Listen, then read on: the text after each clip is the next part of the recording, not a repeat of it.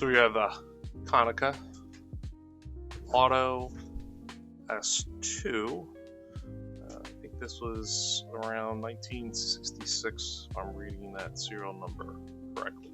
These were popular cameras back then. It is a rangefinder. Aftermarket cap on here. I know a lot of people have put videos up on these.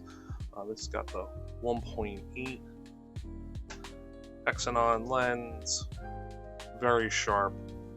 Bought this camera from a gentleman whose father bought it in the Bahamas, I believe. I got it because I was taking a trip, luckily, to Iceland, and I wanted to shoot some black and white film. So I was able to get this camera here.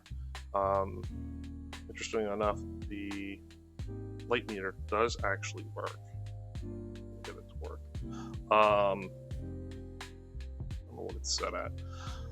So, a couple of things to note. The rangefinder is very nice on this. It was easy to take this top off and adjust it. I did add this to the button here. Not necessary to do that. I did replace the light seals on it. It's in, I think, pretty good condition. Everything works really well. So it's a rangefinder. You've got your autofocus right here. Nice short throw, easy to adjust. Shutter speed, aperture. This one does have an auto aperture on here. It's got your flash control. It's also got your timer over here if you wanted to set a timer. That works. And then on the bottom here is your ASA for your film.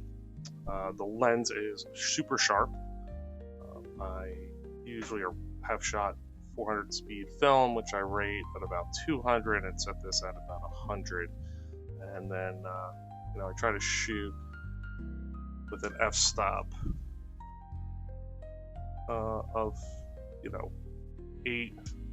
Sometimes I don't like to go down 5.6. Try to keep this at about 125 f8, f11 for outdoor shooting. Works really, really well.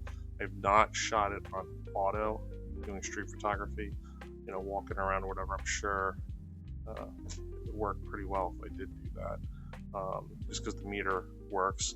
The battery in here is a newer battery, so you do have to. That's one of the reasons why I stopped down the ASA on here to 100. So even though I rate the film to 200, because of the battery in here not being the original, they don't even make them anymore, battery, I put it down to 100. So really enjoy the camera. Found it very, very fast. I do have a UV filter on here because I felt like that would protect the lens a little bit better.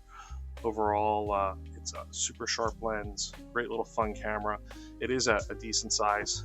I guess I've got decent sized hands, but I know that you can get some smaller cameras that, like the Konica Auto S2 is another model that I was really interested in, but I ended up getting this one for a great deal. And I have to say, it's built like a tank and works great.